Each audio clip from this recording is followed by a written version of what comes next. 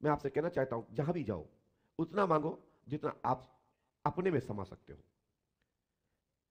ज्यादा प्रसन्नता भी ना हो, ज्यादा कष्ट भी ना हो, इतना मांगिए और भगवान से इतना प्रार्थना करिए कि मेरे घर, मेरे द्वार, हमसे जुड़े वाले लोगों को हम कभी मना ना कर पाए और सबके को दे पाए और सबके साथ खुश रह पाए, इतना प्रभु मुझे दीजिए बस। ज्यादा मिलेगा टेंशन रहेगा, रखाओगे कैसे? कितनी एजेंसियां हैं, आपको 2 मिनट में थायराइड, ब्लड प्रेशर, शुगर, यदि औकात से ज्यादा मिल जाता है तो 99% यही हो जाता है। यह पहला नोटिस है। यदि ब्लड प्रेशर किसी को हो तो समझ लो उसके पास खूब माल है। नींद ना आती हो तो 2 ही कारण है, या तो उसने ज्यादा लोगों को लूट रखा है, या इस लोगों को लूट रखा है, लूट मतलब दूसरे की संपत्ति छुड़ा रखी है, या इसके पास खूब माल है, या तीसरा कारण ये बर्बाद हो चुका है। ये 3 व्यक्तियों को ही नींद नहीं आती है। ज्यादा माल वाले को इसलिए नहीं आती, कोई हमारे पीछे प्लान तो नहीं कर रहा, किसी का लूट रखा, किसी ने पता तो नहीं बता दिया कि मैं पंडोकर धाम में रहता हूं।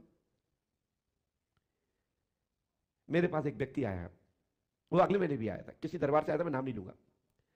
वो इसलिए वहां छुप के रहता है, वहां इसलिए होटल चलाता है कि वो अपने यहां से लूट के लाया पैसा और वहां बता दिया कि वो तो पानी में डूब के मर गया, और किसी दरबार में सनद लेकर के वहां होटल पानी चालू कर लिया, अपना रोजगार चला रहा है, और फ्रेंड बनिया था, बंद कमरे में रहता है, रात में घूमता है और दिन में अंदर रहता है कि कोई ये देख ना ले कि मैं यहां रहता हूं।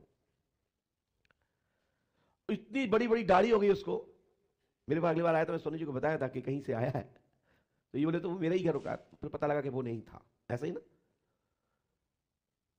तो किसी की संपत्ति मत हड़पिए कि जिससे मुझे अपना देश, अपना प्रदेश छोड़ना पड़े।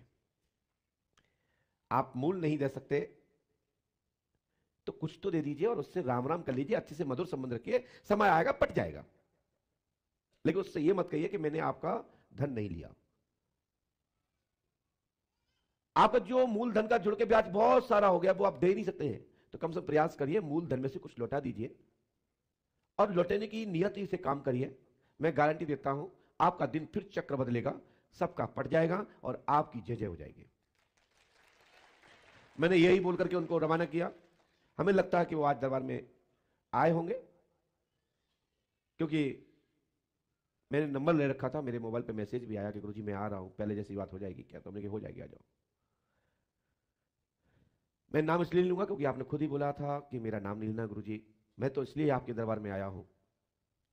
हम किसी दरबार में जरूर रहते हैं लेकिन वहां इतना आनंद नहीं आया, इतना नहीं मिला, लेकिन छुपने की जगह अच्छी मिल गई है। तो हमने चिंता मत करो, आप वहीं छुपे रहिए, कृपा यहां से ले जाइए। लेकिन यहां उजागर आइए तो वहां तुम छुपे ही रहोगे, क्योंकि नकली जगह पे नकली काम होता है, असली पे असली होता है। यहां आओगे, हनुमान जी के चक्कर में पड़ोगे तो आप भी चमकने लगोगे, क्योंकि हनुमान जी चमकते हैं, क्योंकि वो सिंदूर इतना लगाते हैं कि 50 देवी देवता बैठे हो लेकिन वहां हनुमान जी लग दिखते हैं, हनुमान जी है। सोना लग दिखता है ना, और नकली जगह पे काला कपड़ा ओढ़ के रहना पड़ता, तो तुम्हें कौन पहचाने? इसलिए जिंदगी में बचना है तो प्रकाश मन वाली जगह से जुड़ो। जिस जगह में प्रकाश हो वहां आप पर कृपा हो जाएगी, और कृपा नहीं, महाकृपा। वो एक ही है स्थान, वो है हनुमान बाबा की शरण। कलयुग के राजा हनुमान जी पंडोकर सरकार है। कलयुग के राजा हनुमान बाबा है, जो संसार के हर कोने में जहां राज और पाठ चलता है वहां हनुमान बाबा की चौकी लगी होती है। वो गांव के, खेरे के, नगर के, शहर के आपके राजा होते हैं। इसलिए हनुमान बाबा कलयुग के राजा हैं। यदि कलयुग में किसी को कुछ चाहिए तो हनुमान बाबा को पूजिए, हनुमान बाबा को मनाइए। भूत प्रेतों की औकात नहीं तुम्हें कुछ ज्यादा दे सके, बस हनुमान बाबा दे सकते हैं। और हनुमान बाबा के साथ में जो सिद्ध हैं, जो देवंत हैं, देवतुल देवंत हैं, योगी हैं, यही आपके जीवन का हर भरोसा भर सकते हैं, आपकी झोलियां भर सकते हैं। भूत प्रेत कभी भी झोलियां नहीं भरते। कौन भूत प्रेत? वो है भूत प्रेत जो जिनकी कोटि शून्य है, जो दुष्ट आत्माएं हैं वो कभी आपका भला नहीं कर सकती। भला वही कर सकती हैं जो योगी होंगे, योग साधना के योग से सिद्ध होंगे, देव होंगे, देवंत होंगे, वो तुम पे कृपा करते हैं। वो कौन कौन है? वो पहला आपका पूर्वज है, वो आपका भला कर सकता है। जो हमारे राजस्थान की भूमि के हर घर में कोई ना कोई पितर है, वो देव तुल्य है। क्यों? आप उनके अधीनस्थ हैं, आप वो तुम्हारे वंशज हैं, और वंशज कभी अपने वंश को नष्ट नहीं करता, क्योंकि उसकी भावना परिवार की हमेशा तरक्की की ओर होती है। नाराज हो जाएं तो पीड़ा पहुंचा सकते हैं, कष्ट पहुंचा सकते हैं। हमारे पास एक बेटी बैठी है, छोटे से बच्चे को लेके, उसके ऊपर सवारी आती है, तो सवारी कई प्रकार की होती है, ये भी सुन लीजिए आप। एक होती है कष्ट देने वाली, उस पर ना तो झूमेगी, ना नाचेगी, ना रोएगी, ना चिल्लाएगी, ना कुछ बताएगी, बस उसको बॉडी में वाइब्रेट होता रहेगा बस। या कोई आह्वान करेगा तो एसिडी बनेगी, घबराहट होगी, चक्कर आएंगे, घूमे आएंगे, लेकिन वो झूमेगा नहीं, खेलेगा नहीं।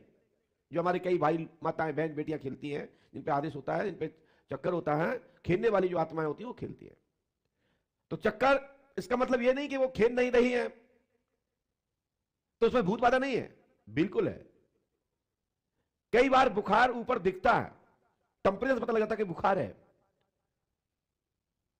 परंतु कुछ बुखार ऐसे होते हैं जो हड्डी के अंदर होते हैं, जिसको हमारे यहां बोलते हैं जीड़ गर्मी, हड्डियों में समा गई है। ऐसे भूत बाधा। कुछ लोगों का बुखार ऊपर दिखता है, झूमते हैं, चिल्लाते हैं, रोते हैं, पागल हो जाते हैं, मूड पटकते हैं, सिर के बल खड़े हो जाते हैं, कपड़े फाड़ लेते हैं।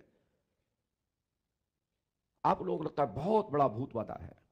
ये बात सही है कि भूत बाधा है, मैं इस चीज का समर्थन करता हूं कि भूत बाधा होती है, भूत प्रेत बाधा होती है, यह बात सत्य है, परंतु सभी पर नहीं होती। यह भी एक क्वेश्चन मार्क है। सभी पर भूत बाधा नहीं होती है, उनमें से दो चार तो फर्जी निश्चित ही होते हैं। वो जब तक जांच ना किया जाए, चेकअप ना लिया जाए, तब तक पता नहीं पड़ता। जैसे मैं आप लोगों से पूछना चाहता हूं,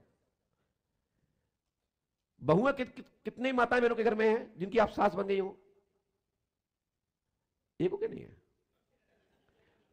नहीं, कभी आप बहू बनी होगी तो कभी सास बन गई होगी, क्या दिक्कत है? हाथ दो।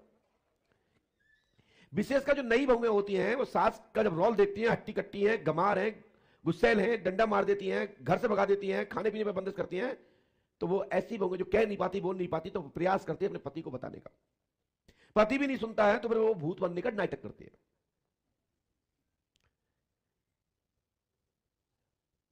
ऐसे आदमी भी है, मम्मी से कुछ बोल नहीं पा रहे, पापा से कुछ बोल नहीं पा रहे, पिता से, पत्नी से बोल नहीं पा रहे, पत्नी हट्टी कट्टी, तो वो भूत का नाटक चालू कर देता है। जैसे जो कामचोर जो होते हैं, कमर का दर्द, दुनिया का डॉक्टर नहीं बता सकता इसका कमर दर्द हो रहा कि नहीं हो रहा। आप तो इतना ही कहते रहो कमर का दर्द, कमर का दर्द, आराम मिलता रहेगा, पड़े रहो। सिर का दर्द, कोई इसका थर्मामीटर नहीं है। गर्दन टूट रही है, हाथ चीब रहे हैं, दुनिया का कोई भी डॉक्टर नहीं बता सकता। तुम बताओगे, लक्षण के अनुसार दवा लिख देगा। खा लोगे, ज्यादा खाओगे, सास छाती पे खड़ी रहेगी डंडा लेके, ससुर खड़ा रहेगा, तो कितनी खराब हो जाएगी। कितनी बार बेवकूफ बना के दवाई जा तरफ फेंकेंगे, बात तरफ फेंकेंगे, पकड़ेंगे तो कुटेंगे। सिर का दर्द, कमर का दर्द, पैरों का दर्द, गर्दन उठ रही, इसका कोई संसार का डॉक्टर नहीं बता सकता इसके हो रहा है कि नहीं हो रहा है।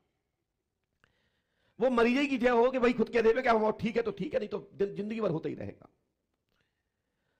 इसी प्रकार से भूत बाधा है, इसका भी कोई थर्मामीटर नहीं है कि तुम्हें भूत चढ़ो है कि उतर गो। यदि काम नहीं करना तो सबसे अच्छा है कि भूत आ गया। तो कुछ जो माताएं